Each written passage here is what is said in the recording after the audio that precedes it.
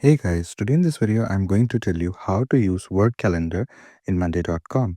So if you're working on Monday.com and if you find the need to use the Word Calendar, this is what you need to do and you'll be good to go. The first thing that you need to do is you need to log into your account. Once when you're here, you can see that you will be redirected to this home page. From here, you can see there are the boards that I'm working on, and on the left hand side, you can see a panel of all the boards that I have. So the first thing that you need to do is you need to click on this plus icon and then you need to go to template center. Here you have to write work calendar and here you go. You'll find work calendar right here.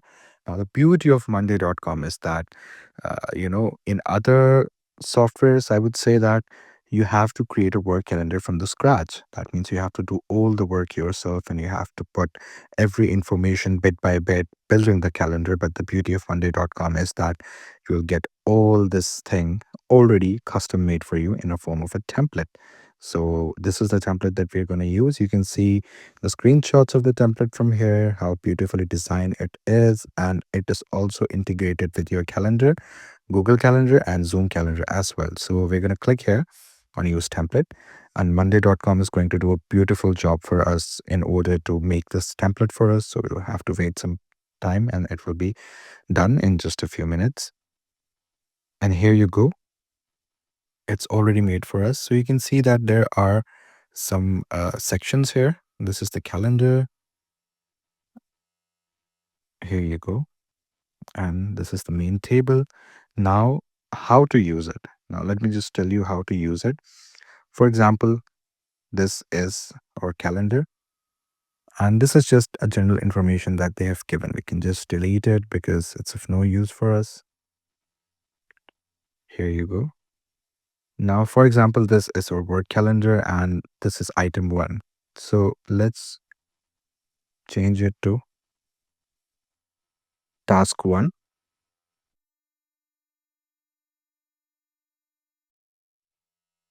Okay, we have changed this to task 1. And let's go here and change this item to task, which is more, I would say, easier to understand here. So this is our task 1 and this is our task 2. And we have set the owner of these tasks, 2 different owners, the status, working on it, and we can do this one as also is working on it, and priorities, high, medium, that's okay. Now we have to set the due date.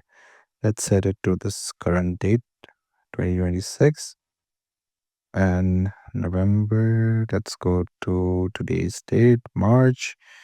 And let's set this work for 29th and this one for 28. So here you go.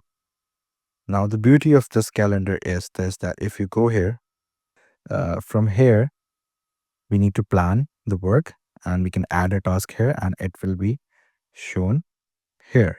All the tasks will be shown here. Similarly, we can also do one more thing.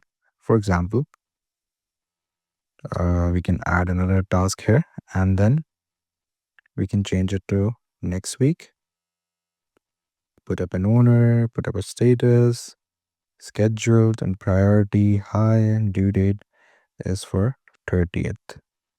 And we have scheduled it to next week and we can click on create, and here it's going to create that item right here. So that's how easy it is. I mean, all the work is very easy. You can coordinate with the calendar as well and with this main table. You have to work on both of these in order to do that. And you can also, another one thing which I would like to tell is the power of automation that we can do. We can click here and we can see a variety of recipes, of automations that we can use. And they're also some of the automations are also turned on, but we can add another automation as well. This automation, when status changes to done, create a pre-made update.